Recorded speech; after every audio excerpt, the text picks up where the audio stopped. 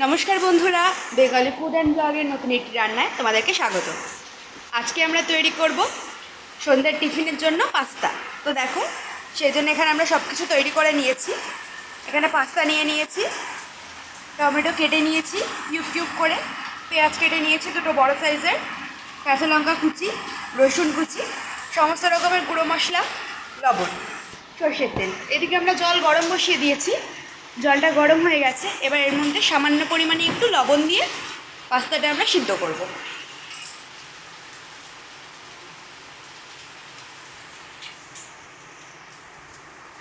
এবার এর মধ্যে আমরা পাস্তাটা দিয়ে দিচ্ছি।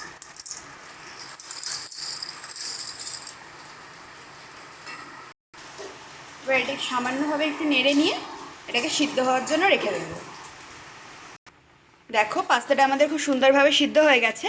এবার এটা আমরা জলটা ছেঁকে নিচ্ছি। দেখো, এটাকে আমরা সুন্দরভাবে ছেঁকে নিয়েছি।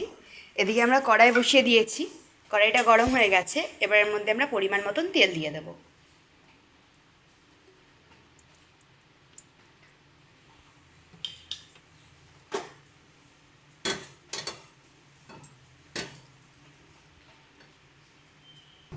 দেখো, তেলটা গরম হয়ে গেছে। এবার এর মধ্যে আমরা প্রথমে রসুন কুচিটা দিয়ে দিচ্ছি।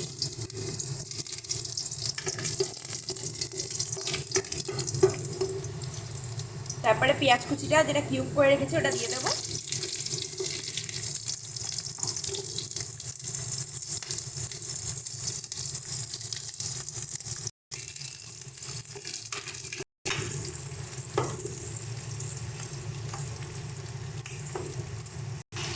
দেখো, পেঁয়াজটা হালকা লাল লাল করে ভাজা হয়ে গেছে। এবার এর মধ্যে আমরা কেটে রাখা টমেটোটা দিয়ে দেবো।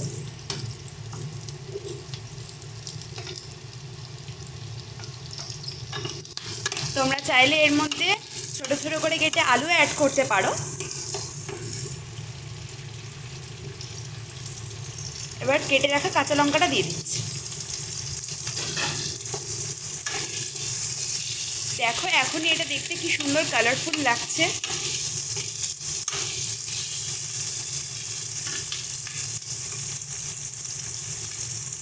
সামান্য পরিমাণে হলুদ গুঁড়ো,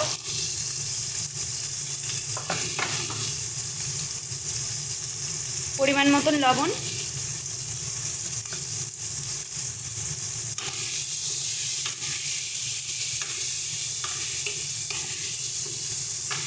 যতক্ষণ না টমেটোটা হালকা নরম হচ্ছে ততক্ষণ এটাকে আমরা ভালো করে ভেজে নেব। দেখো, এটা সুন্দর করে ভাজা হয়ে গেছে আর টমেটোটাও দেখো খুব সুন্দরভাবে নরম হয়ে গেছে। এবার এর মধ্যে আমরা বয়েল করে রাখা পাস্তাটা দিয়ে দিচ্ছি।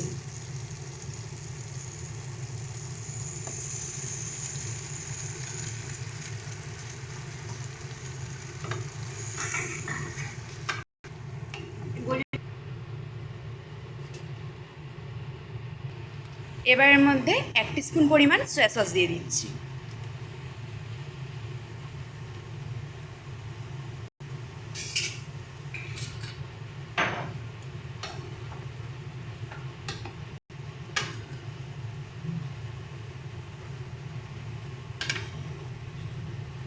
দেখো, সমস্ত ভেজিসগুলোর সাথে কিন্তু পাস্তাটা খুব সুন্দরভাবে মিক্স হয়ে গেছে আর সয়া সসটার সঙ্গেও মিশে গেছে। এবার এর মধ্যে আমরা 2 টিস্পুন টমেটো কেচাপ দিয়ে দিচ্ছি।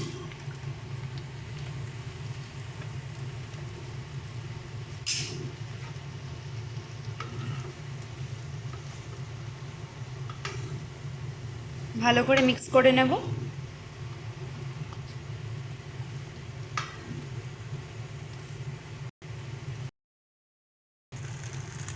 দেখো, এটা আমাদের খুব সুন্দরভাবে তৈরি হয়ে গেছে, একদম চটজলদি একটা রেসিপি।